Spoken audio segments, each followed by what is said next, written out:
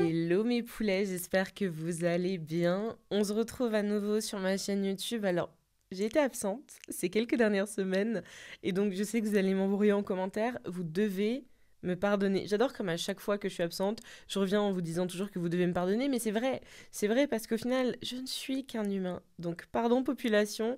Entre mon anniversaire, vous le savez, il y a eu aussi mes 5 ans avec mon boug quand même. Il y a eu l'anniversaire de mon petit frère. Donc là, il s'est passé plein de choses. Et en plus, cerise sur le couscous, le pollen a fait son comeback. Donc en fait, c'était tout sauf une période pour Manon qui fait que j'étais au bout de ma vie et je n'étais pas du tout en capacité de pouvoir faire des vidéos sur YouTube. Si jamais vous me suivez sur TikTok et Insta, vous le savez, j'étais pas hyper présente non plus, mais j'étais toujours un peu plus qu'ici. Et je me suis dit que malgré tout, aujourd'hui, on allait prendre le sujet que je voulais aborder quand il y a 2 semaines, si je dis pas de bêtises, mais donc je n'ai pas pu à ce moment-là. Donc on est plus sur une actu qui est hyper chaude, mais on est sur une actu qui est quand même intéressante, qui est ni plus ni moins que l'actu qui concerne le procès de Marine Le Pen pour les détournements de fonds publics. Très récemment, vous le savez, j'ai fait une vidéo après le décès de son cher papa Jean-Marie Le Pen et je vous ai fait toute une vidéo qui était vraiment pour vous offrir une chronologie sur qui il était pour de vrai. Histoire que vous compreniez vraiment via cette vidéo déjà pourquoi, même si déjà il est à mon sens assez logique que moi, en tant que meuf féministe, bisexuelle, qui est pro-LGBTQIA+, qui a une maman qui a immigré en France, enfin pour toutes ces raisons-là, il était plus que logique déjà que ces gens-là ne soient pas du tout dans les cercles que j'ai envie de fréquenter. Mais j'avais besoin aussi de vous le prouver et que vous compreniez historiquement quel a été l'impact de Jean-Marie Le Pen dans la politique française et celle aussi du Front National / Rassemblement National. Et donc aujourd'hui, on va parler du procès de sa fille, de Marine Le Pen, de MLP, parce que c'est un procès qui marque un certain tournant dans celui de leur parti et j'avais besoin de pouvoir souligner ces points-là pour que vous qui ne votez pas pour eux puissiez être au courant et vous peut-être qui votez pour eux puissiez arrêter. Même si encore une fois je ne suis pas là pour vous dire quoi faire. Je ne suis pas votre parent, je ne suis pas votre prêcheuse, je ne suis pas du tout là pour ces choses-là, mais toujours est-il qu'il y a besoin de parler certaines vérités, et si j'ai besoin des fois de taper sur la gauche, je taperai également sur la gauche, mais aujourd'hui, c'est le tour de l'extrême droite. Je vous précise de prime abord, toutes les sources seront en barre d'infos, il y aura 5-6 articles si vous avez envie de tourner dessus, et aussi des liens vers des vidéos dont je balancerai des extraits au cours de la mienne. Donc n'hésitez surtout pas à faire un tour par là-bas si vous avez besoin d'encore plus d'éléments, bien entendu mes poulets. Vous le savez, c'est pas une surprise, la famille Le Pen ainsi que le Front National rebaptisé Rassemblement National ont très souvent été au cœur de beaucoup de controverses et aussi au cœur de problèmes judiciaires. Ça date depuis presque la création du parti le Front National, jusqu'à aujourd'hui, avec le procès de Marine. Je vous l'avais dit dans la vidéo sur Jean-Marie Le Pen, mais il a été condamné à plusieurs reprises, que ce soit pour des propos outrageux, vulgaires, absolument inhumains, mais aussi pour des gros problèmes financiers. Et peut-être que c'est quelque chose qui se transmet de père en fille, on ne sait pas, mais donc c'est quelque chose qui est présent déjà dans ce parti, cette famille. Donc personne n'était surpris que ça puisse se produire à nouveau. Et donc Marine Le Pen, sa fille, elle n'a pas du tout échappé à cette tendance, si je peux appeler ça comme ça, avec des mises en cause autour de potentiels emplois fictifs au Parlement européen. Et justement, derrière elle, c'est le RN en lui-même. Je sais, j'enterre cette hache-là. C'est pas une hache de guerre, mais c'est une hache tout court. Et je vais commencer à les appeler RN. Écoutez, ils ont voulu le rebaptiser, même si je vais toujours vous rappeler RN et FN, c'est absolument la même chose. Mais donc le parti en lui-même n'a pas du tout échappé à cette réalité. Enfin, je sais pas. En fait, peut-être qu'ils sont amoureux de la justice. Peut-être qu'ils adorent traîner au tribunal au final. Et c'est ça qu'ils essaient de nous faire comprendre en y étant le plus fréquemment possible. Mais donc le parti en lui-même n'a pas été exempt.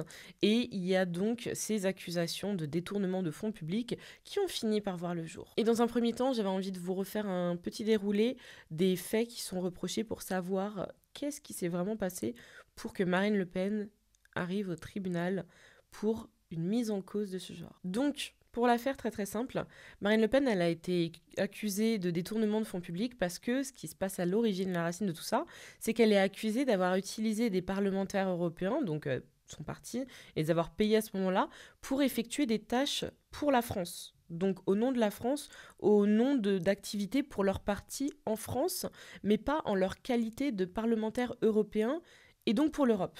Je sais pas si vous situez. C'est très simple, mais je l'ai peut-être dit de manière compliquée. C'est-à-dire que si, par exemple, tu es censé avoir un plombier qui fait uniquement de la plomberie et quand tu le déclares, c'est que pour de la plomberie et que tu sais que tu le déclares, tu dois être honnête dans ta déclaration, tu ne dois absolument pas tenter de... Vous avez vu, ok?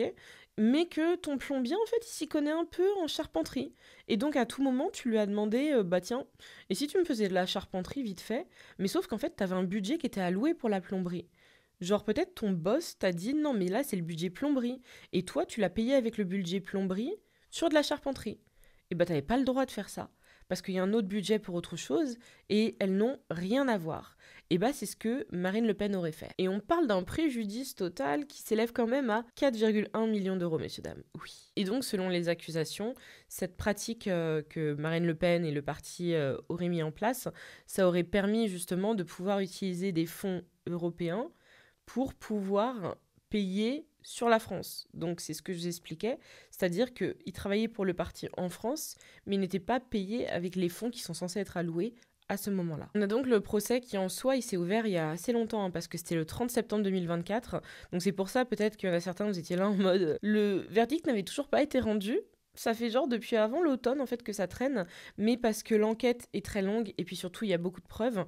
Et c'est un procès qui a permis justement de mettre la lumière sur tous les rouages dans le fonctionnement du RN, surtout du point de vue de leurs finances. Et quand je dis fonctionnement, on devrait plutôt dire dysfonctionnement pour le coup, parce que ce qui a été bien souligné 1 milliard de fois, c'est qu'il y a énormément de choses qui ne vont pas. Et le 31 mars 2025, pour venir très peu de temps après mon anniversaire, un peu comme un cadeau comme ça, on a le tribunal de Paris qui a rendu son verdict et qui a donc déclaré Marine Le Pen coupable. Vous le savez très bien, quand le commun des mortels, je déteste ces expressions-là parce que c'est un peu en mode, il y a des gens qui sont plus importants que les autres êtres humains alors que c'est pas du tout le cas.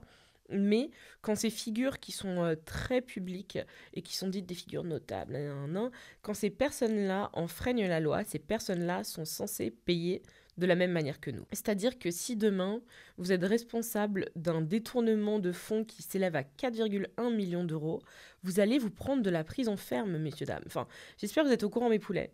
Et si jamais vous êtes responsable d'un détournement de fonds à hauteur de 4,1 millions d'euros, vous prenez de la prison. Vous allez vraiment en 11. Dès que le marteau aura tapé dans le tribunal et qu'on vous a dit coupable à ce moment-là, les menottes, elles sont vraiment fermement fermées, et vous allez en 11. C'est tout ce qui se passe. Et c'est mon gros problème avec les politiques très souvent, c'est que il et elle arrivent à s'échapper. Enfin, Nicolas Sarkozy et ses bracelets électroniques infinis, j'en ai marre en fait. Et ce qui est assez drôle, c'est que quand on se tourne justement vers l'historique de Marine Le Pen, raison pour laquelle je vous dis toujours de regarder les votes et les déclarations de tous les partis avant toutefois de vouloir opter pour un potentiel candidate ou un programme, c'est que en 2017, Marine Le Pen, elle avait refusé de voter en faveur, je vous reprends le terme parce qu'il est technique quand même, en faveur de l'instauration d'une peine complémentaire d'inéligibilité en cas de condamnation pour atteinte à la probité dans le cadre de la loi pour la moralisation de la vie publique. Est-ce que vous avez entendu la longueur du terme ? Non, je reprends pour ceux du fond de la salle. C'était l'instauration d'une peine complémentaire d'inéligibilité en cas de condamnation pour atteinte à la probité dans le cadre de la loi pour la moralisation de la vie publique. Oui, vous le savez, si vous avez fait du droit ou si vous en faites, on aime tout compliquer. Mais pour faire très simple, elle avait pas voté en faveur 3 fois, à 3 reprises. 3, ça fait beaucoup quand même, parce que là tu comprends qu'elle est très sérieuse sur cette idée-là. C'était pour mettre en place une peine supplémentaire, donc complémentaire comme ils ont dit.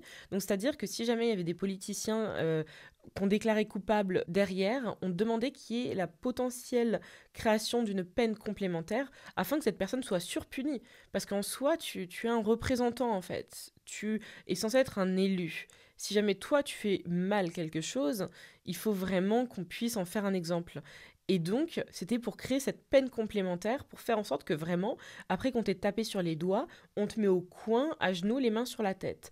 Elle a voté contre à 3 reprises. Dans un deuxième temps, on va se tourner donc vers le verdict ainsi que les très fameuses réactions. Comme je vous ai dit précédemment, le tribunal de Paris a déclaré Marine Le Pen comme étant coupable et de sa culpabilité découlaient plusieurs choses. Il y avait donc, dans un premier temps, 4 ans de prison. Il y en a 2 de ferme, mais il y a une possibilité d'aménager cette peine-là avec du bracelet électronique. On revient à Nicolas Sarkozy, c'est constamment la même chose. Nous, on n'aurait pas obligatoirement eu le droit à ça, mais bon. Une amende de 100 000 euros, ce qui n'est pas énorme à mon sens quand tu as détourné 4,1 millions d'euros de fonds publics et surtout que tu es une bourgeoise qui a très largement les moyens. Et derrière, par contre, ce qui a fait sourire tout le monde, ce sont les 5 ans d'inéligibilité. Et précisons qu'ils étaient à application immédiate. Donc dès que le marteau a retenti, Marine Le Pen, inéligible pendant 5 piges. Et ce qui fait obligatoirement, si vous êtes fort en maths comme moi, ça compromet entre guillemets très fortement sa candidature au présidentiel de 2027. Alors les réactions, elles ont été très vives, que ce soit du côté du tribunal populaire, donc nous, tout comme du côté des politiciens. Et bien sûr, ce qui est intéressant aussi, c'est de voir la réaction de Marine Le Pen, qui, elle, a dénoncé une décision politique qui est une espèce de bombe nucléaire, comme elle l'a dit elle-même, utilisée par un système pour l'empêcher de gagner les élections de 2027. C'était ses termes. Et c'est quand même un gros revirement de la part de Marine Le Pen. Bon, après, il n'y a que des revirements très souvent à l'extrême droite. C'est assez drôle parce que c'est des vestes qui sont constamment retournées, donc elles sont réversibles avec le temps. C'est qu'en 2013, lorsque ce cher Jérôme Cahuzac, qui était ministre du budget, il s'est fait griller la main dans le sac parce qu'il détenait un compte en banque en Suisse, un compte qui n'a pas été déclaré du tout. À ce moment-là, Marine, elle réclamait, elle le scandait, je vous mets la vidéo juste après, une justice qui soit ferme, une justice avec plus de fermeté. Quand allons-nous tirer les leçons et effectivement mettre en place l'interdiction de l'inéligibilité à vie pour tous ceux qui ont été condamnés pour des faits commis grâce ou à l'occasion de leur mandat? Moi, j'ai entendu le président de la République dire « Oui, ce qu'il faudrait, c'est rendre inéligible à vie ceux qui ont été condamnés. » Jusque-là, j'étais parfaitement d'accord, c'était dans mon projet présidentiel. Pour corruption et fraude fiscale. Ah bon? Et pourquoi pas le reste? Mais alors pourquoi pas pour favoritisme? Pourquoi pas pour détournement de fonds publics? Mais c'est bizarre parce que cette justice-là, elle a été ferme le 31 mars et Marine explique que c'est pour l'empêcher de gagner des élections. Derrière, on a eu Jordan Bardella qui, vous le savez, fait caca dans ses chaussures dans l'amphi-N de Tolbiac. Pardon.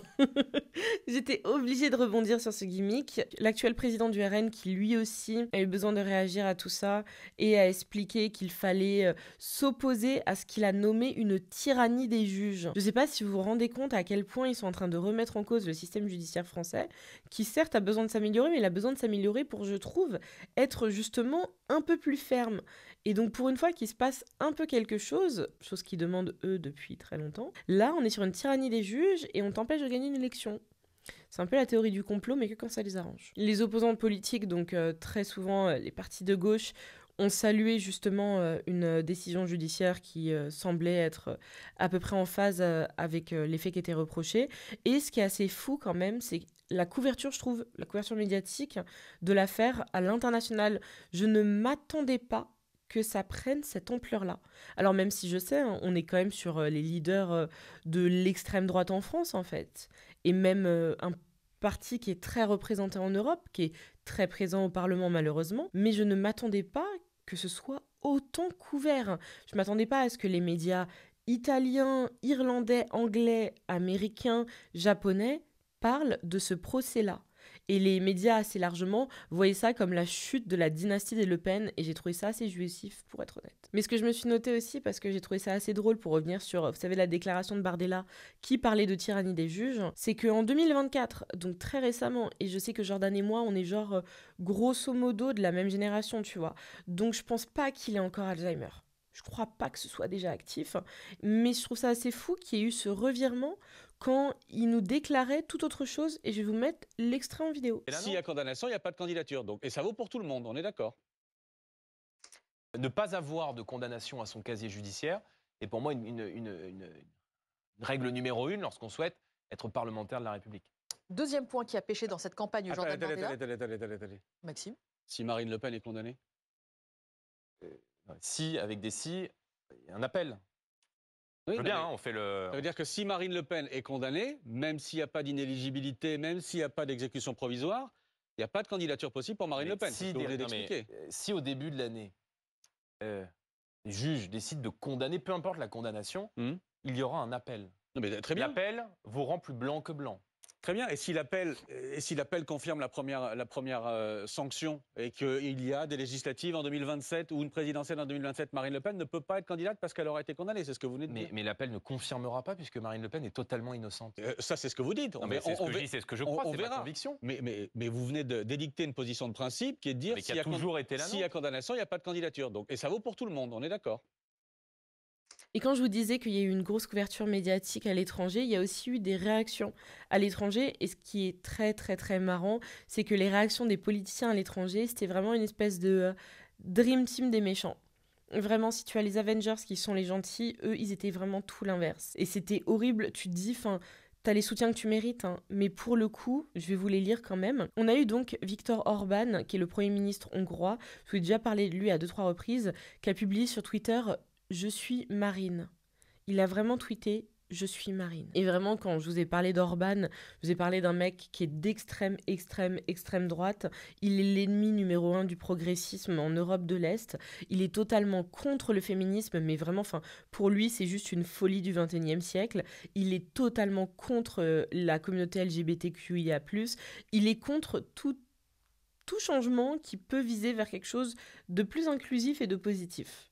Et t'as ça comme soutien, c'est que ça montre quelque chose de toi. On a Elon Musk, j'ai pas besoin de vous parler de Musk, et de qui il est devenu, avec ses saluts nazis, qui a réagi sur Twitter en affirmant « Quand la gauche radicale ne peut pas gagner par les urnes, elle abuse du système judiciaire pour emprisonner ses opposants. C'est leur méthode partout dans le monde. » Alors ce qui est assez drôle, c'est que quand il parle du fait d'un abus du système judiciaire, moi je vais parler de 4,1 millions d'euros de fonds publics qui ont été détournés. On n'est pas sur un abus, on n'est pas justement sur une entrave à la vie politique de Marine Le Pen. On est tout simplement sur punir une personne qui a fait une bêtise. Voilà. De la même manière qu'un enfant qui va voler une sucette sera puni, tu vas punir cet adulte-là parce qu'elle a détourné 4,1 millions d'euros de fonds publics. C'est simple. Et je trouve ça assez fou de mettre sur le dos de la gauche une décision de la justice. C'est-à-dire qu'un juge a rendu son verdict, mais c'est la gauche qui est fautive. Ce n'est pas Marine Le Pen et son parti qui ont détourné les 4,1 millions d'euros apparemment. Et pour moi, le plus drôle, parce que bon, on a eu Mélanie, vous savez, en Italie, la zinzin d'extrême droite, là. De toute manière, ils l'appellent leur Marine Le Pen, mais ils l'appellent de tous les noms, toutes les insultes possibles et inimaginables en italien, ça que j'adore. Mais le pire de tous les pires, c'était Dmitri Peskov, qui en fait est le porte-parole du Kremlin, donc le porte-parole de Poutine, qui a commenté la décision et alors écoutez s'il vous plaît, parce qu'il a qualifié ça de violation des normes démocratiques et derrière il a ajouté que selon Moscou, de plus en plus de capitales européennes empruntent la voie de la violation des normes démocratiques. C'est Moscou qui a déclaré ça. Vous savez, Moscou, le Kremlin, donc Poutine, donc la personne qui écarte ses opposants politiques, des assassinations, toutes ces choses-là. Donc nous, face à lui, nous sommes moins démocratiques apparemment parce que nous faisons recours à la justice lorsqu'il y a eu un détournement de fonds publics. Je ne sais pas si vous vous rendez compte à quel point c'est risible, là où on en est arrivé. Et c'est pour ça que je vous ai dit que ce procès, c'est vraiment un événement majeur. Alors, elle a fait appel. Donc, en soi, on est encore dans l'actualité parce qu'elle a fait appel. Et c'est pas parce qu'elle fait appel qu'elle est innocente. Je tiens à vous le dire. Demander à faire appel, c'est parce qu'on veut une requalification, en fait. Potentiellement, elle peut prendre moins. Potentiellement, elle peut être innocentée. J'y crois très peu. J'y crois très très peu. Potentiellement, elle peut prendre encore plus. Et ça, ce serait quand même très rigolo à la fin. On va attendre parce que c'est quelque chose qui va un peu redéfinir le paysage politique en France, obligatoirement, et ce sera hyper intéressant à suivre, vraiment au jour le jour. Parce qu'au-delà de ça, là, on est sur un questionnement sur l'avenir du parti, de voir la direction qu'il va prendre, parce que si en appel, elle est doublement déclarée coupable, et que pire, potentiellement, sa peine est alourdie, j'ai envie de vous dire, le Rassemblement national, il va se prendre un énorme tollé, mais ce sera intéressant à suivre vraiment. Et donc sur ce, mes poulets, c'était tout entre guillemets pour moi aujourd'hui. J'espère que vous avez trouvé ça intéressant un peu ce décryptage sur ce procès-là. Comme je vous ai dit, surtout n'hésitez vraiment pas. Tous les liens sont en barre d'infos. Il y a des articles hyper intéressants. Je crois que je vous en ai mis un ou deux justement à l'international pour que vous ayez une idée de comment ils peuvent parler de la politique française ailleurs et surtout d'un parti comme le Rassemblement national, parce que les gens ont trop tendance à penser que oui, mais c'est la gauche, c'est LFI, c'est Mélenchon, c'est je sais pas quoi, c'est je sais pas quoi. N'hésitez pas aussi à regarder, à prendre la température à gauche à droite, c'est hyper intéressant, toujours de vous forger un avis en essayant de croiser un peu toutes les sources, mais n'essayez pas trop croiser celle de l'extrême droite, ce serait pas mal. Mais sinon sur ce, si ça vous a plu, n'hésitez pas à vous abonner, c'est pas encore le cas en fait, et à lâcher un petit pouce bleu, ça aussi ça fait toujours très plaisir. Je vous retrouve la semaine prochaine, même lieu, même meuf de qualité au micro, et entre-temps, prenez soin de vous mes stars, je vous dis à très très très bientôt. Peace guys.